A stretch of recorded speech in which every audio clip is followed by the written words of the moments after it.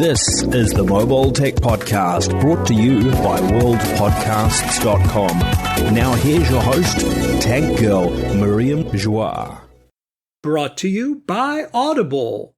Stay tuned for a special offer at the end of the show. Hi, and welcome to the Mobile Tech Podcast. I'm your host, Miriam Joie, and today is Wednesday, April 6, 2022, and I've got the excellent, the lovely Matteo Doni here on the podcast this week. Hi, Matteo. How are you? Very well, thanks. Thanks for having me back, Miriam. Absolutely. You know, I'm in Frankfurt, Germany today for a car thing that I'm doing for Tech Radar, and I figured I wanted to get someone from the other side of the pond, and I thought, Matteo, I haven't had Matteo on in so long. We're going to have a great discussion about this week's news. Excellent. I'm really looking forward to it. And welcome back to Europe, even though just briefly. Yes, briefly. And I was just here a month ago for Mobile World Congress. So really, this is getting ridiculous. But anyway, I just wanted to, kind of walk through a few things with you. It's been a pretty quiet news week. I mean, it's only Wednesday anyway. So hopefully nothing major happens. But if it does, folks, next week, count on me to get it. But I found a few things, and I know that more importantly, you've recently just today published a video of you unboxing the new Samsung Galaxy A53 5G, which is a phone we get over in the US as well. And I don't have one, so I'd love to hear your first impressions. Yeah, so just to give you a bit of context, the phone was supposed to be delivered on Friday, April 1st, but it only actually got to us yesterday. And so I've had to catch up compared to everyone else with regards to doing my content for it. So we unboxed the phone and published that first thing today. I then went straight on and recorded my setup video, which we'll be publishing on the TechTravelGeeks YouTube channel tomorrow. We do one for each because some people just want to know what's in the box. Some people actually want to see the whole setup process. And I have to say, my first impressions are overly negative. Oh. I had a nightmare setup experience with the Samsung Galaxy A53 5G. So usually a setup will take me half an hour doing full app installs and so forth. But the Samsung A53 5G, as I got it in the UK, purchased directly from Samsung, hung halfway through the actual setup during the Samsung ballot screen for the pre-installed apps. Wow. I had to hard reset it, and it's not just hold the power button down. Samsung have obviously followed the Fruity company and OnePlus. You have to have power button and volume down button. The phone rebooted into safe mode and wouldn't do anything until I rebooted it again. Wow. Where I had to then install all the Google Play apps and run another One UI 4.1 firmware update. It was a pretty stressful experience, and I unbox and review phones all the time. If I had been an average consumer, maybe not someone who's a techie, this would have gone straight back in its box to Samsung because it would not have been a good experience. And I'm really surprised that Samsung have got a product out to consumers in this state, in the experience I had whilst recording this video. Apart from that, it's a lovely device. The hardware is really, really nice. It has a bit of an echo of Apple phones. With the iPhone 12, they went square. Samsung have done the same since the A52. They've squared off the design further. Right. That's a trend right now. We should touch on that because Yes. I've noticed that we're seeing this from a lot of the Chinese makers right now. Xiaomi Group and BBK Group with some of the Realme and Oppos, like the Oppo Reno 7 Pro, I think it's the Vivo V23 maybe. I have it on my YouTube channel. I'll link to it in the show notes. And then, of course, Realme just came out with a bunch of new phones that also have, some of them have square design. So I think this is a trend. Some companies are making them look like Samsung phones, and some companies are making them look like, iPhones now. So I'm not too surprised. But anyway, carry on. I'd be curious to hear how you were able to resolve that. Oh, also as an aside, The power off button thing, the OnePlus 10 Pro still uses just the power button. The Oppo phones, though, so any Oppo and Realme phone running Android 12 require the volume up and power, just like the Fruity company, as you like to say. Exactly. So that's an odd one. The OnePlus Nord series also do the dual button options. So it's confusing even within brands. But overall, Wow. I had to do a couple of restarts during the setup process of the phone. And this wasn't a setup of the Samsung A53 5G going with copying apps and data over from another device. This was deliberately set up as a new device. Now, a few things stood out to me. One, which is standard nowadays, depending on the SIM card you put in your device at time of first boot, it will reboot into the setup mode that it has been agreed with that carrier. Right. So it does a SIM identification. It then has a config that drives how you set up the phone. And I'm fine with that because it means that, for example, 3UK, my carrier, has all its settings set up. It has the carrier's app pre-installed, which is exactly what I want. And I'm fine with some pre-installed apps if it makes the price of the device more affordable. Though I'm not happy if the whole setup is janky and makes it unusable. As I said, I'm quite experienced when it comes to unboxing and setting up smartphones. But the average person, if this had been, say, my sister or even my partner, Candice, this would have been I can't do this. I'm within my 14-day return period. I'll put it back in the box and send it back to them and choose another product. I'm really worried about this first impression, which is arguably the most important experience in a smartphone user's product's life cycle, is that setup, the experience, being wowed by the AMOLED screen, by the Call of Nature UI interface from Samsung. Yes. It's all part of that first impression. And had I been an average consumer, I would have been really worried about this. Samsung are lucky in that I've dealt with a lot worse in the past, and that I really need to review this phone because the content is important to TechTravelGeeks. Right. But it is one of those things, is beware, this is worrying. Do you think it's just a bug? Because I just set up the Galaxy S22 Plus and S22 Ultra, which I reviewed for Hot Hardware like a month ago or whatever it was, before MWC, and it was flawless. So I'm not sure. I have a feeling this is just a buggy initial firmware or something that they're probably going to remedy. Yeah, it must be, because I've also recently unboxed and set up the Samsung Galaxy S21 FE, which is this year's S20 FE. Right. And just like the A53 5G, there's a few trade-offs there, but it's a similar package. The S21, as with your S22 experiences, was flawless, but this A53 was a bit worrying at the beginning. Sounds like it. By the way, congratulations on getting married. Oh, thank you very much. You just mentioned Candace, so I had to say something.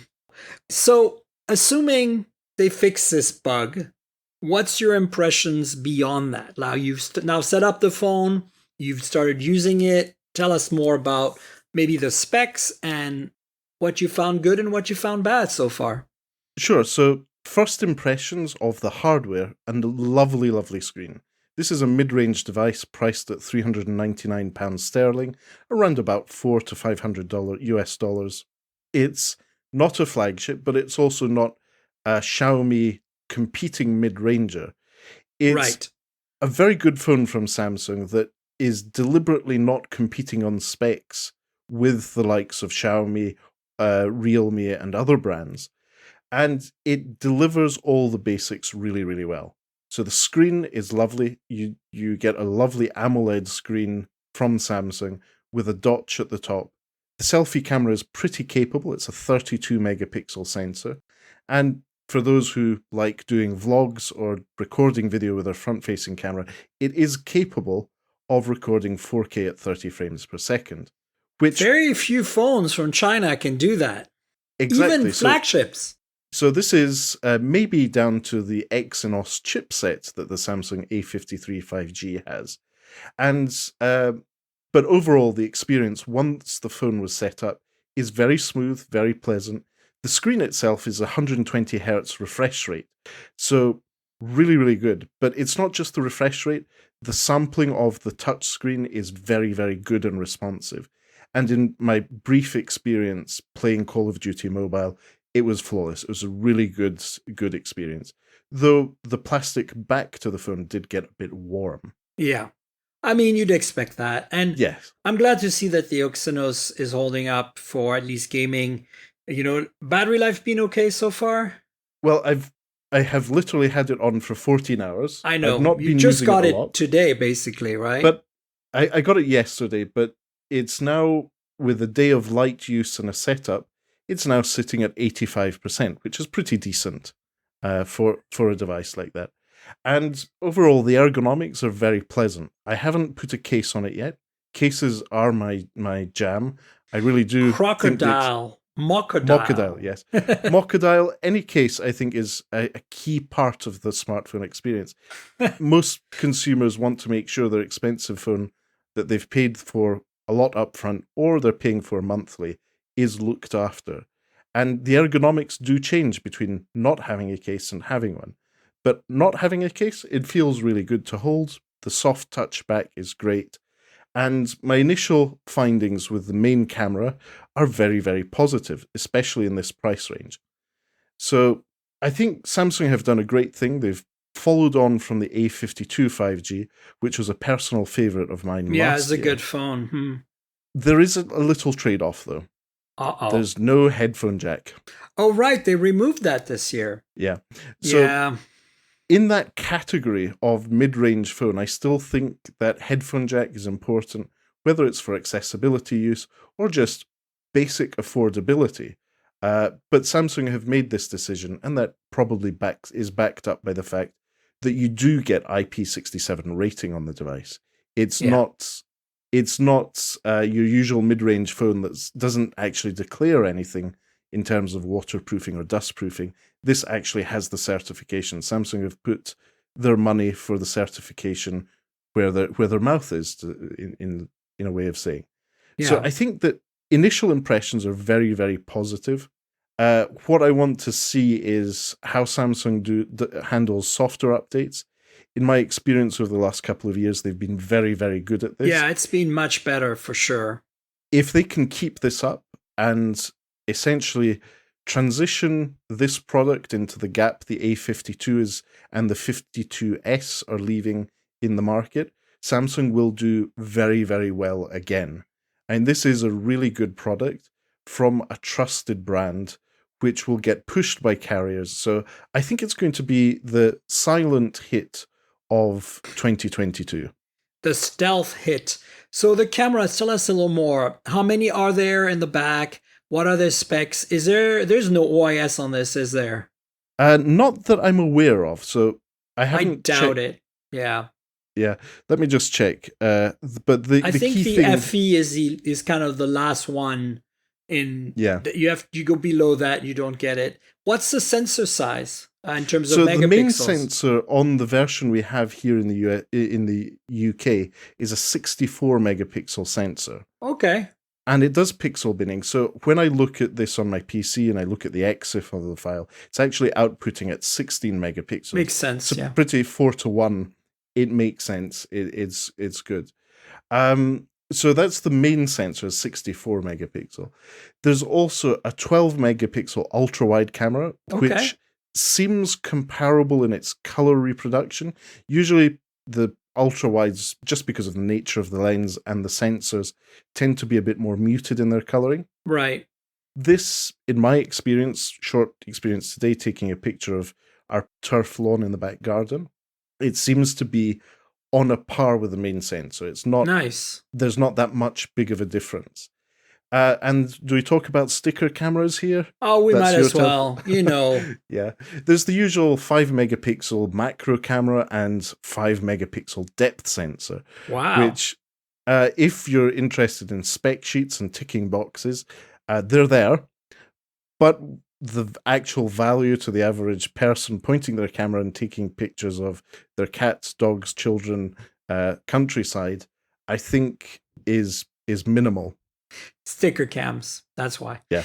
I mean, I'm surprised they're 5 megapixel. That's like expensive sticker cams compared to the generic 2 megapixel f over 2.4, 1.75 microns that is universally used as the generic sticker cam.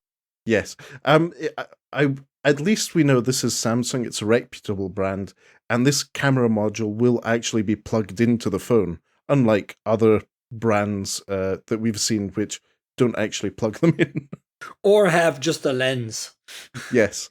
Or the latest is sometimes on Xiaomi phones, they just have a little circle that says AI or something. Yes. And you know, if you're like squinting, you don't notice right away and you're like, wait, oh, it's text. Okay. Like, who does that? Well, let's face it, in some markets, your smartphone is your status symbol. Unlike, of course. for us, cars or houses or things. Yeah. Smartphone is your status symbol. And regardless of what the output is or how it works with a smartphone, the number of lenses on the back is the equivalent of the GT or performance sticker on your car. So it is important, and it is good that there is choice in the market for that sort of feature, inverted commas. For sure. Does it come with a charging brick in the box? No, it does not. It just has a USB Type-C to Type-C cable. Okay. I did fully charge the device after the unboxing, and it does, I checked, charge at 25 watts. So I had one of those funky Basius cables with the reader, and yes, it was charging at 25 watts at the beginning of the charge. That's great.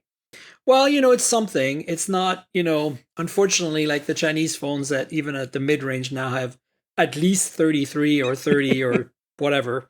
Some even 65. I'm actually playing with the Redmi Note 11 Pro Plus 5G.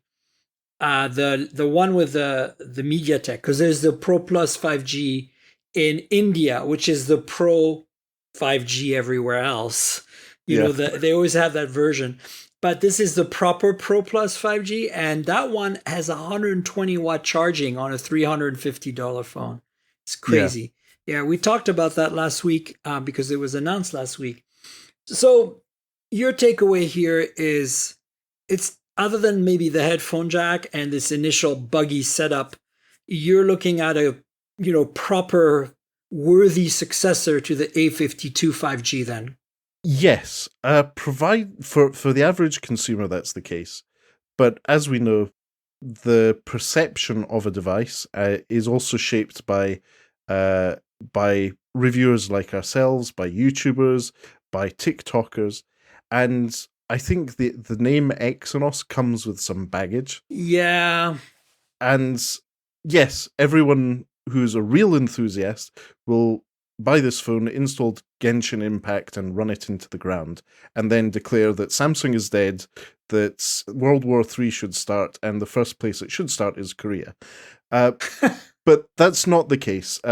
Luckily, most consumers don't actually consume this content. They go to their carrier store. The nice chap or lady in the store will advise them, say, what do you use your phone for? Do you take pictures of your kids, of your pets? Do you want good battery life? I think the big upgrade from the 52 5G is the battery. The chipset for most consumers won't make any difference whatsoever. I don't think anyone's going to be editing 2-hour-long 4K videos on their phones on a Samsung A53 5G. So I think that... Challenge accepted. The YouTuber sort of enthusiast market may turn around and say, this is dead on arrival. I think that this is going to be the hit of 2022. So remind me, last year, the A52 5G, what chipset was it running? It was running the Snapdragon 750G. Oh, okay. Let me check. Yes. So if you went for the 5G version, you got Qualcomm. If you went for the 4G version, you got Exynos. And that's specifically why I went for 5G, was you got a little bit more performance. It was a better integrated modem and chipset. And more importantly, it's what the networks were pushing, because they really took this as an example of an affordable mid-range phone that could push their 5G USP, their 5G sales force, because the networks want to get people onto 5G as soon as possible to then be able to monetize in other ways. Yep. Yeah, it's a big deal right now, especially in the US. I mean, right now, if you go to a US carrier, you can walk into any US carrier and walk out with a free 5G phone if you play your cards properly every single time. Yes. It's crazy. And 5G is great, provided you have access to it. Right. So that's just one thing to bear in mind. This particular Samsung A53 5G that I have comes in the UK with access to all networks on 5G, because we're in a way a good market for that sort of technology. The availability of the networks where I live at the moment is not great, but next weekend I'm going to be taking the A53 5G and the S21 FE 5G on a little train trip to London for a night. And so I'll be putting it through its paces on nighttime photography, trying out the eraser function that we saw on the Pixel phones last year. Right, yeah. Is now part of Samsung's suite of One UI features. So I want to put it through its paces and see if those really funky Samsung ads that have been all over the place are actually delivering in terms of features, because Samsung's ad campaign for the A series of devices this year is really aiming at the TikTok generation, at the Instagram Reels generation. They're really going for that market, and I think that they've got a good thing on their hands. As I said, this is the quiet winner of 2022. Whilst everyone else is worrying about the flagships, the people are going to the stores and buying these phones. For sure. And speaking of, I think this is a great transition towards another slab-sided phone, supposedly, and that's the OnePlus Nord N20 5G that's been rumored for a while now. Our friend over at PC Mag, Sasha Segan, has an exclusive with some more information, which is great because it's like a leak at this point, not just a rumor. So we knew this phone was coming. Just for the audience who might not be a US-centric audience out there, and this might be relevant because, you see, the Nord came out in the global markets and not the US. The original Nord was a phenomenal phone in 2020. Then we got the Nord 2 in global markets in 2021, which I also thought was a phenomenal phone. And in the US, though, we were given the N series Nord. N rumored to stand for North America. So the OnePlus Nord N something. It started with the OnePlus Nord N10 5G and the OnePlus Nord N100 5G. And both of these were definitely lower grade than the Nord. They had LCD panels at higher refresh rates, I think 90 hertz. They had, 5G on one of them and 4G on the other. The N100 was really a basic phone, less than $200. Didn't even have more than a 13 megapixel camera in the back. Of course, an ultra wide, but it didn't have like a multi-pixel setup with binning. Whereas at least the N10 had I think a 48. But the N10 overall felt like a rebadged Oppo Reno phone. And this is before the whole integration with Oppo that we saw in 21. So this is in the fall of 2020. And I reviewed that phone and I just wasn't impressed. Aesthetically, it wasn't pleasing because it was very plasticky and it was kind of like a cheaper knockoff of a Reno, which is already very plasticky at the time. And then it had a fingerprint sensor on the back, which looked very dated. Google could get away with it still because we knew it was a Pixel and it was a good phone, in those time frame. But for OnePlus, having had in-display fingerprint sensors forever, it was a bit weird. And then, it had I think it had a Snapdragon, I want to say 765G, which was on the N10, yes. Yeah, it was actually pretty good. Yeah, I'm talking about the N10 here. But overall, this phone just, lots of bezel, lots of chin because of LCD, just wasn't very pleasant. Then in the spring last year, a year ago, they launched the N200 5G, which was in between the N100 and the N10 5G. And that phone was absolutely phenomenal for the money. It was about $200. It had 5G. I think it had a Snapdragon 480 5G, the baby chip from Qualcomm. And honestly, I feel like, it again had an IPS display with a lot of bezels, but they hid it in the design. It had really attractive industrial design, a really beautiful back panel, and only had a 13 megapixel main camera. That's one of the areas where, it kind of downgraded. It was kind of a blend between the N10 and the N100. And, the Snapdragon 480 5G, it was okay, but it wasn't spectacular. But thankfully, Oxygen OS really ran circles on that phone. It was wonderful. And battery life was good too. Most importantly, it supports all the right 5G bands that you would need on T-Mobile, because that phone was for T-Mobile exclusive for a while. And because of that, I used it actually on Vashon Island off the coast of Seattle as my main hotspot to access the internet while visiting a friend. And it was incredible. I was getting 250 megabits down, 50 megabits up on this $200 5G phone.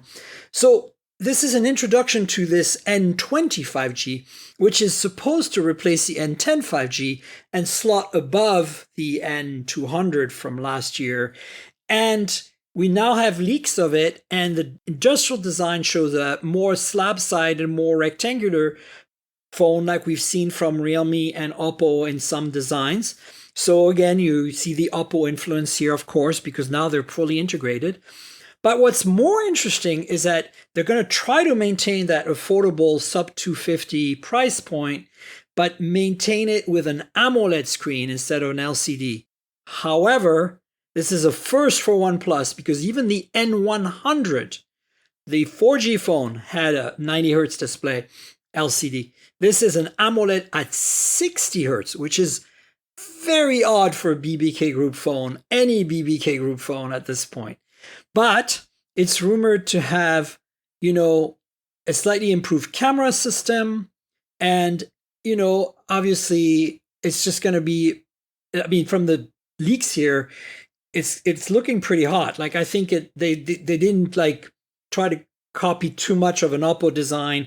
It's obviously it's clearly BBK Group, but it feels more OnePlus, which I think is good news. And it looks like it will have a Snapdragon 695 5G processor, which is a big improvement over the N200 and probably a good competitor to what the N10 brought to the table with the 765. And 48 megapixel rear sensor. I'm sure it's a cheap one, but it'll probably be all right. Still better than a 13 megapixel. So I'm looking forward to playing with this phone and seeing how they manage to get the price to where it needs to be. Because that's really going to be it. At this one, I'm a little annoyed with the 60 hertz AMOLED, but frankly, I will accept that if this is 250. If this is 300, it's a little harder to accept. But remember, this is US market. All of you listening from Australia, India, the UK, and Canada right now can laugh hysterically at me, because I know you have all these wonderful options from BBK Group itself, and of course Xiaomi, at these prices that are significantly better on paper. But you have to understand that we have these weird bands. So if you want a phone that works on these weird bands, you pretty much have to look at OnePlus for a non-Samsung, non-Apple device in the US. And thankfully, OnePlus is still with us somehow. Yes, I think one of the things OnePlus is aiming to do with this is fill that gap left by LG in the affordable mid-range or even more entry-level smartphone market. I think that's what they tried just for economies of scale with the first generation of OnePlus Nord N series. Yes. It was just an experiment, see how it goes. They saw that ultimately, as part of BKK Group, getting rid of that inventory of parts that maybe was left over or that they had purchased in bulk made sense. And it also enabled them to enter a lower end segment, price segment, after having built up a brand goodwill over the last few years by being in carrier stores in the US. And at a global level, it's good to have another player, especially with recent exits from the likes of LG and Huawei. 100%. And more importantly, in the US market at least, they are competing straight up with the Moto G series, which has been slowly decontented and lowered in price and has now become the new Moto E series, really, in terms of its performance and quality. Nothing wrong with that. I'm just saying that Moto is obviously still a pretty strong competitor. They're the number 3 in the US right now, which is kind of hard to believe since they don't really have a mega flagship. They just announced the Moto Edge Plus 2022 edition, which is the Moto Edge 30 Pro for you folks abroad. And that's the closest we get to a flagship, right? And it's a pretty great phone, but we didn't even have anything like that last year. We never got the really good Moto Edge 20 Pro you had. So the Moto G series, right now, most of them are 4G phones, whereas they've made a few Moto Gs that were 5G in the past. Now they're kind of really focusing on that, space where I think the Moto E used to live, or the Moto G Play used to live, but with more mainstream Moto Gs. And every now and then, if they want to go slightly mid-ranger than the G, you see them come out with a Moto Ace, which is our other brand here in the US for the mid-range, right? It's a little confusing, but I think OnePlus last year with the N200 in particular showed, Moto who's boss, because that phone instantly propelled the sales forward for OnePlus significantly in our market. Indeed. I look at Motorola and I've got to the point where I have a feeling they've started taking a page out of Samsung's book 10 years ago, where they were carpet bombing the mid-range with hundreds of minor devices with minor differences, with lots of names that were confusing, and getting away with it. Motorola are owning that mid-segment of the market, especially in the US and South America at the moment, with these mid-range devices.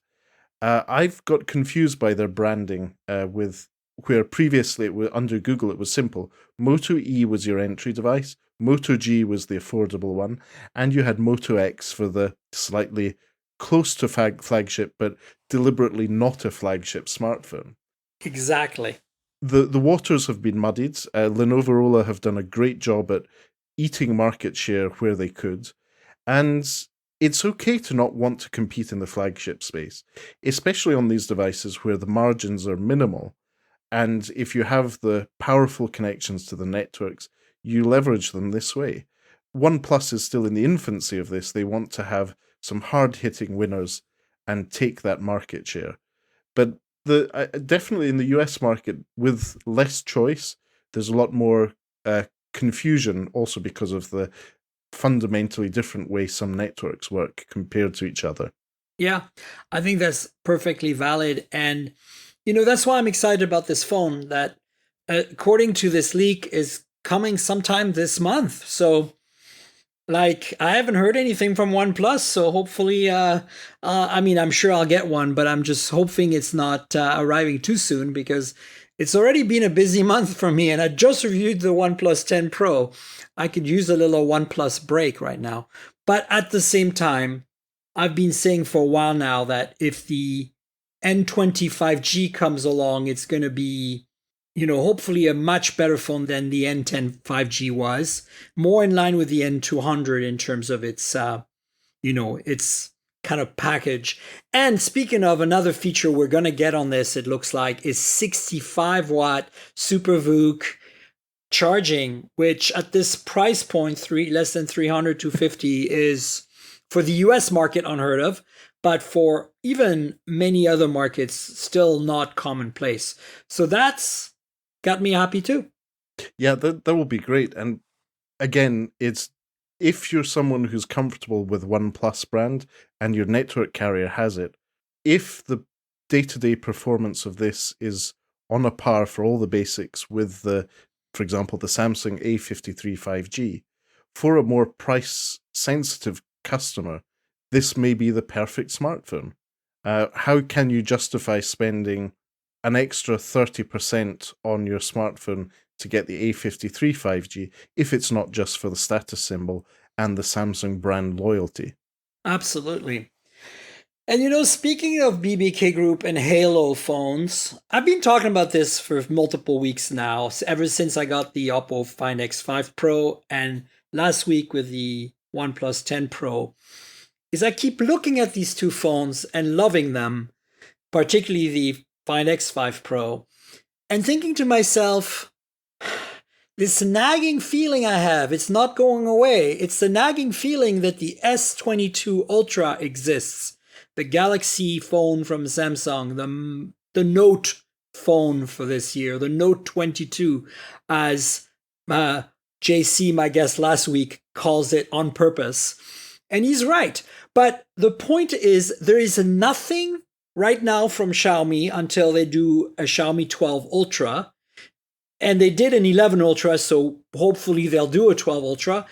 But there's also nothing from BBK Group that can compete directly spec-wise with the S22 Ultra from Samsung, the galaxy of all galaxies.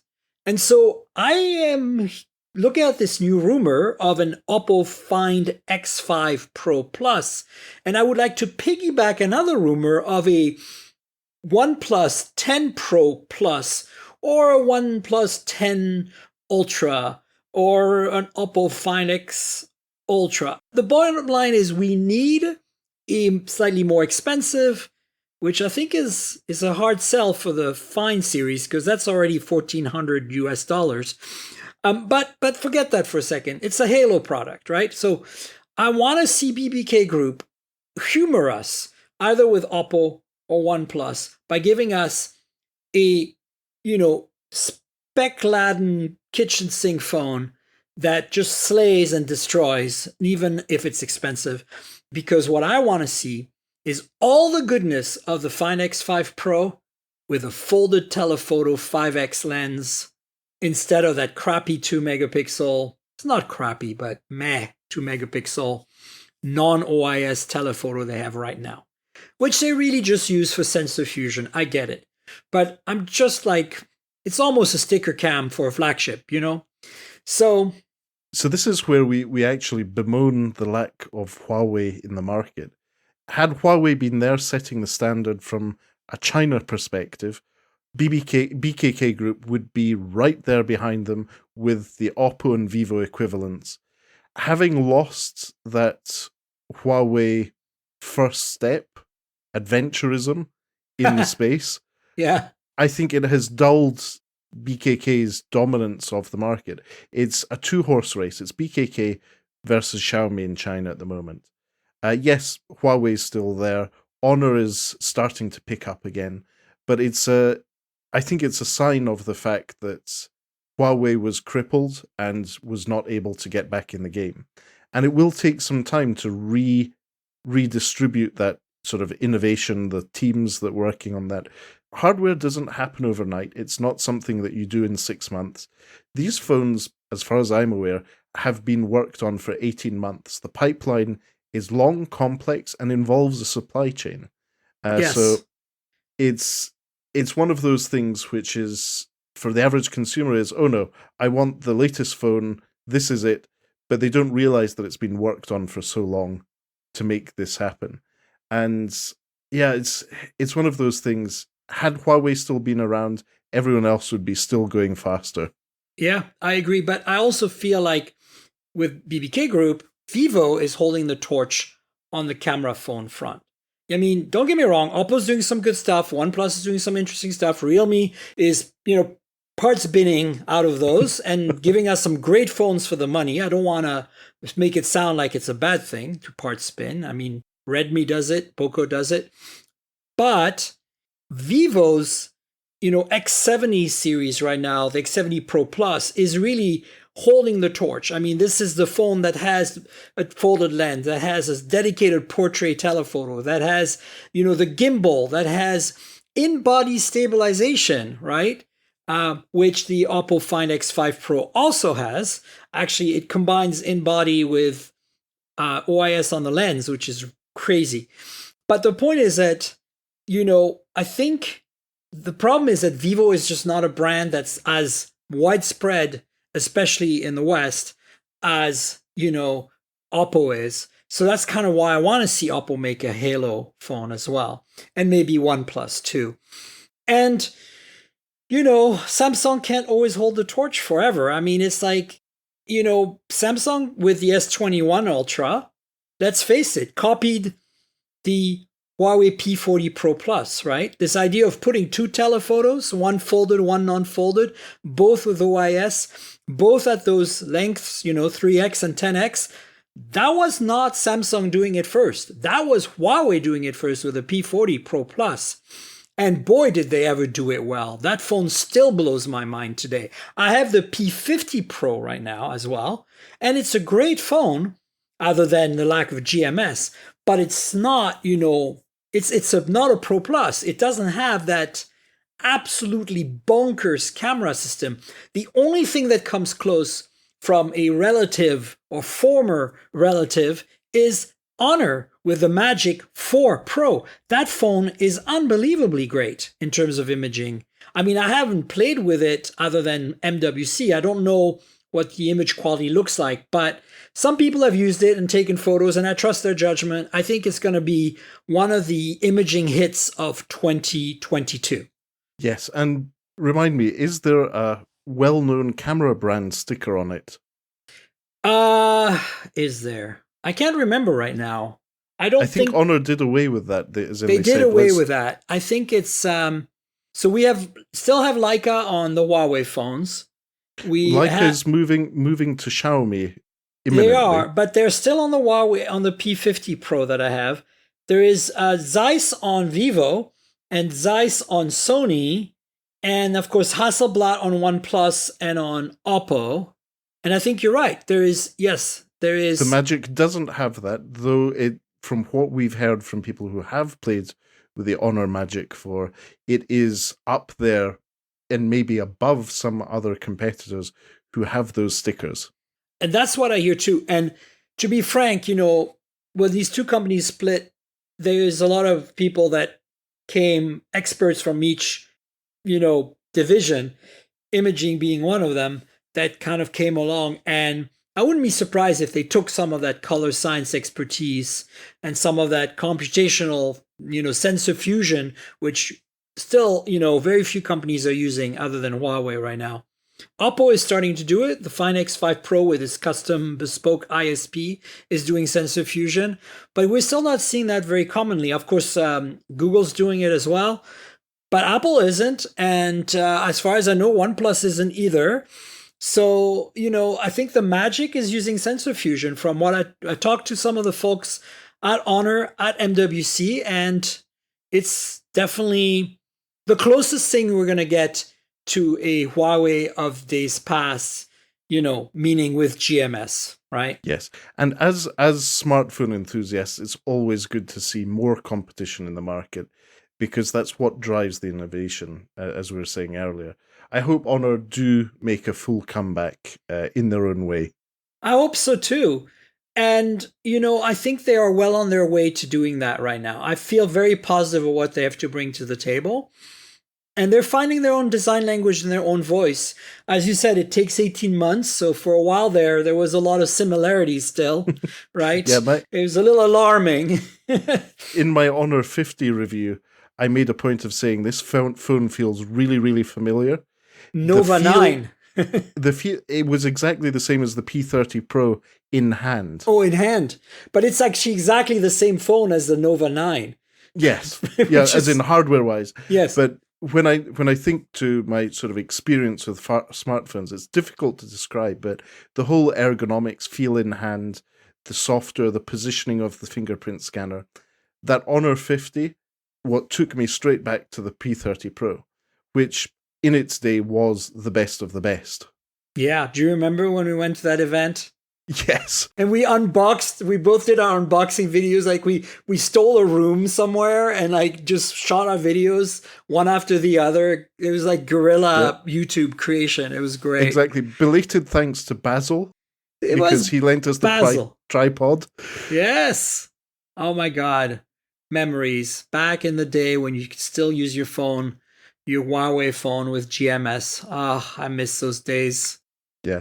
But let's face it, we're still lucky to have so many brands, not necessarily in the US, but globally, to be able to have these comparisons and different experiences. Obviously, the ultimate winner from this competition is the consumer. It's our friends and family when they go out and buy a phone. And I think, despite my previous negativity about this, it is still an exciting time, despite what some say about slabs all being the same and there not being much innovation. There is. Yeah. I think looking at the specs right now of the rumors of the Find X5 Pro Plus, let me walk you through. Slightly bigger 6.78-inch Quad HD Plus AMOLED 1 to 120 Hertz LTPO version 2. So very similar to the Find X5 Pro, but slightly bigger screen. Qualcomm Snapdragon 8 Gen 1 Plus, which hasn't been announced yet, but we know is probably coming. We're looking at, here are the cameras, I was right. So we're looking at a periscope lens, 64 megapixel, and a 50 megapixel IMX766 for the ultra wide, as it is now. But it says here 50 megapixel IMX789. That is inaccurate because the 789 is the primary sensor on the OnePlus, and that is a 48 megapixel sensor. So that's either, again, a 766 like it is today on the main sensor of the Find X5 Pro, or maybe it's the first time that they're stealing OnePlus's sensor, which is so far only been on the OnePlus 9 Pro and 10 Pro, which is the 48 megapixel IMX789. And then the other thing that stands out here in a kind of crazy major way is 150 watt wired charging, which they announced at Mobile World Congress. Yeah. So, place your bets, ladies and gentlemen. But the key thing is maybe, will that 32 megapixel selfie camera be able to record 4K video? It won't, because it's the same 30 megapixel selfie camera that's on the Oppo Find X5 Pro and the OnePlus 10 Pro, and it doesn't do it on there. I don't think it's a chipset limitation at all, frankly. The Snapdragon can do 4K on front cameras. I mean, the Nord, like the original, with the Snapdragon 765G, was doing 4K 60 on the front camera. It's the only BBK Group phone in recent memory that does that. So I don't think it's a chipset issue. It's just they choose sensors that can't do it, and because they cheap out. And I think it's unacceptable that Xiaomi Group and BBK Group are not giving us 4K 30 or 4K 60, at least 4K 30, but definitely 4K 60 on flagships. Any flagship right now. Won't anyone think of the poor vloggers? I know. Who thinks of the teenagers? Come on. Speaking of kind of semi-flagship phones, Poco F4 5G is leaking, which also means we'll probably get a Poco F4 Pro 5G likely. And if you remember, the F series is kind of like that. Last year had a Snapdragon 870. So it was like an 865 plus, which is a really good processor for gaming particularly. And so who knows what this will do. This is rumored to have an 870 again, and going to be priced competitively. So I expect this rumor to be, or leak to be, pretty accurate, because we're pretty much due for a Poco F4 series anytime soon. What's your take on this? It makes sense. The timing is right. Let's see what happens. I know that Qualcomm are great with the Snapdragon 870, but I wouldn't be too surprised to see different variants in different markets. MediaTek's Dimensity chipsets may have a space in this, so there may be an F3 in certain markets with Qualcomm and an F4 in certain markets with MediaTek. Right. It's still early days. If I'm not mistaken, this is rumored to be released in July, August. Okay. Still a bit early. But Xiaomi has been playing the multi-chipsets in multi-markets with essentially the same phone. Yes. Especially now that 5G and fast charging, I'm not going to say quick charging or their ultra fast charging, is pretty common across the board on their product portfolio. But yeah, it does seem realistic that we will see an F4 series. And from what we see from our content on Tech Travel Geeks, the F series is very, very popular. Oh yeah. It's not a Halo device, but it's within reach of a much larger market of consumers. It's affordable flagship, basically, or Yes. premium mid-range, whatever you want to call it. Yeah. Someday we should sit down and do a Venn diagram of where phones sit in the market. So it's interesting because I actually have an opinion on this. I think to me, a premium mid-ranger is a mid-range spec-wise that has a much better build quality and materials. Like here, I'll give you an example. Reno 7 Pro, premium mid-range, aluminum shell, glass back, pretty good mid-range specs, but not flagship specs. Whereas I think the F series, the Poco F4 and the previously the F3, are fitting into the affordable flagship box because they have flagship specs, but you're not going to get aluminum or maybe not even glass in the back. You might get a full plastic phone, but for a reason, right? So that you can meet a certain price point. And you got to remember, this all started with a Poco F1. Remember that? Yes, that was Poco such a good phone. F1. And so we got the F2, and then we have got the F3, and now the F4. So the F series is kind of like the original evolving, right? It's the staple of the Poco brand. 100%. Yeah.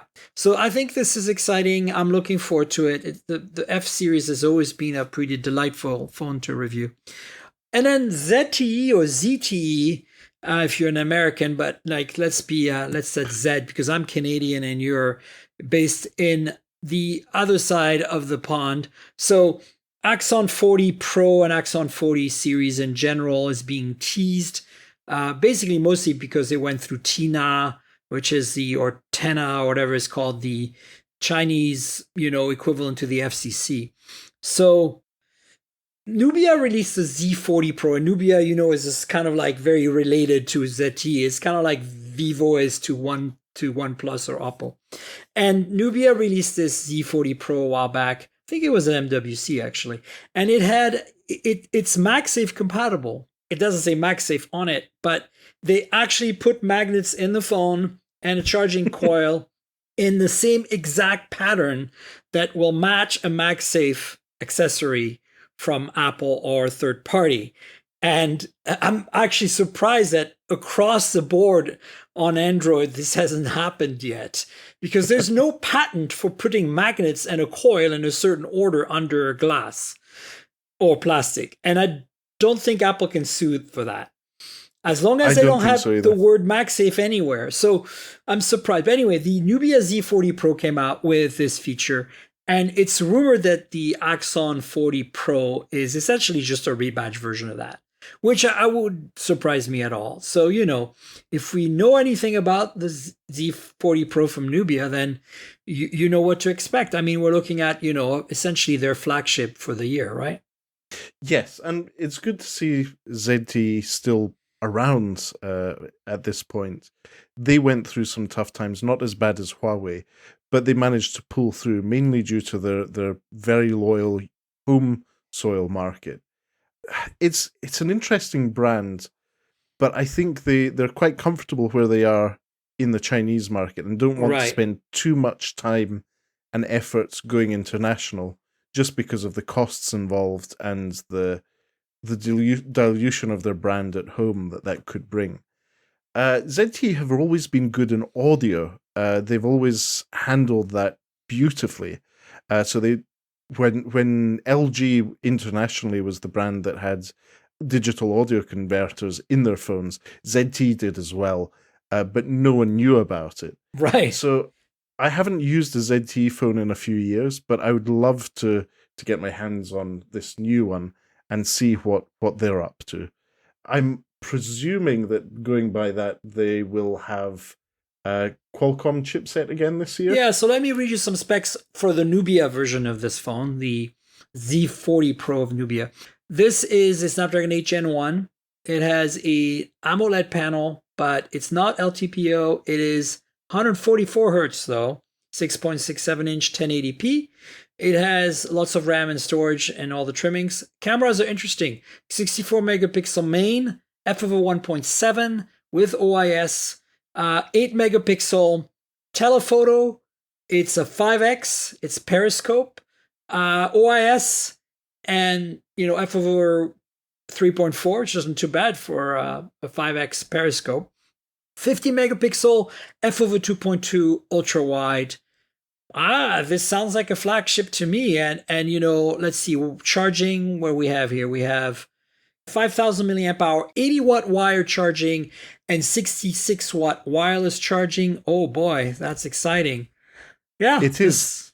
And it's priced at that $500 or €500 price point. Right, yeah. But stepping away from the phone enthusiast and putting on my Italian fashion head, just looking at the back of this phone and how those on paper amazing cameras are, just looking at the design of this, Nubia have a winner there. It's has very red like accents. the Note. It's like that squarish Note vibe to it. It's squarish Note, but it's how they have put the red ring of and accent around the center piece camera. It really shouts out tech chic to me. Yeah, it's got that stereo from the 80s vibe with all the decals and it's pretty cool. I like it. It has stripes, it must go faster. Exactly. 10 more horsepower instantly for free. So that's cool. That's where we're at on that. Last thing I want to kind of discuss before we wrap up is, there's been a lot of rumors for smartphone makers or tech companies, Apple, that are supposedly working on some sort of electric car, an EV. And, so it's not the first time we've heard, Apple is working on EV.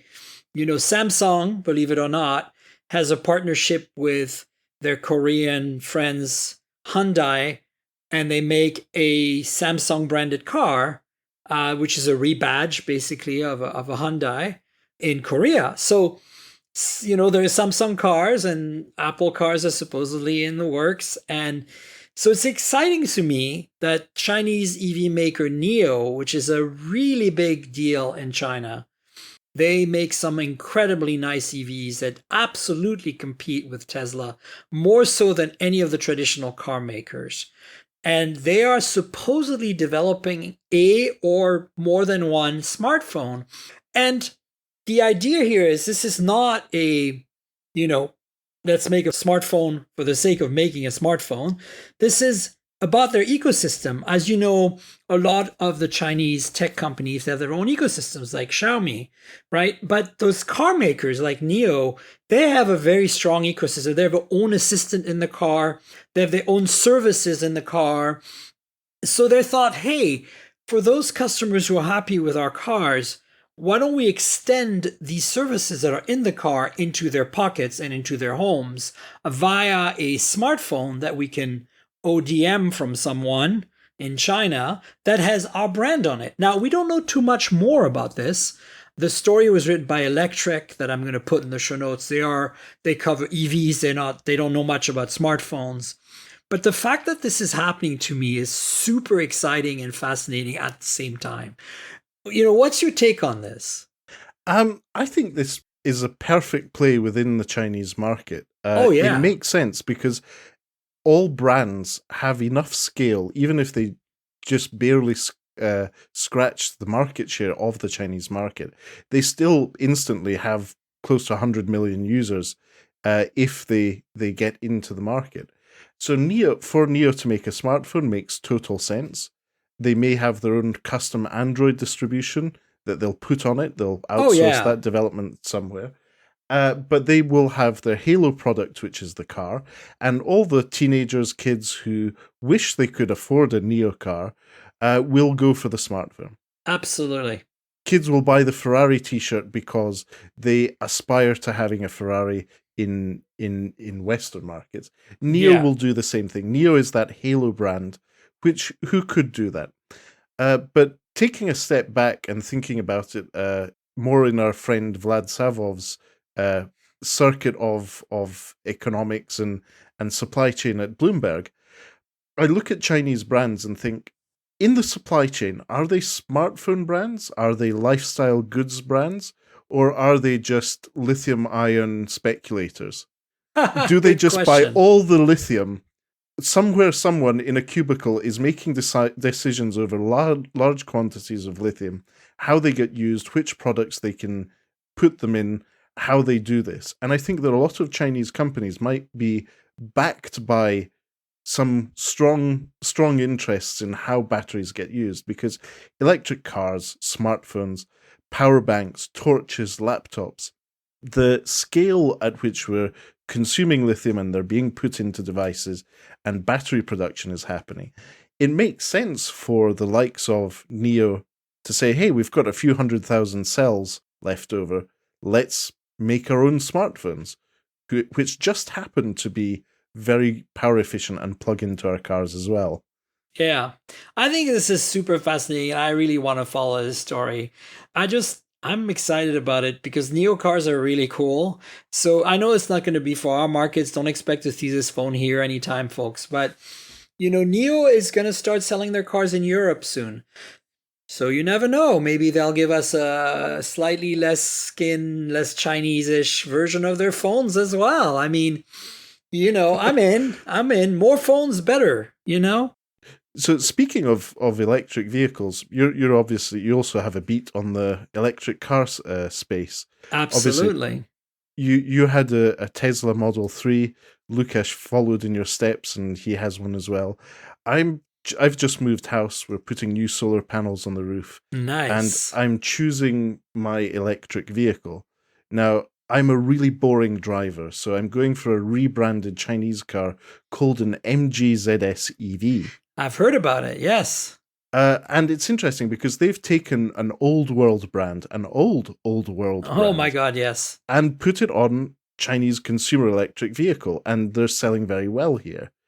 It's interesting to see how they did that, and how, in a similar way, Polestar is pretty much the same. It's Geely, yeah. It's Geely. So this is, I think, Chinese brands' way into the electric car market, similar to what, back in the day, Huawei did with network-branded devices. Do you remember when you could still buy a T-Mobile phone, or over in Europe, an Orange phone?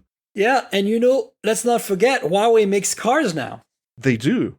And not just the Porsches they use at Mobile World Congress for demos. No. Like, they actually have their own car. I think it's an SUV that they branded Huawei, obviously made by someone for them. But it's kind of fascinating because I think with this whole ban, they've had to rethink what they are, and smartphones obviously were always just a part of what they did, but they are really pushing hard on the software and the story behind their ecosystem of software and OSs with Harmony, which are different OSs across different tiers of devices.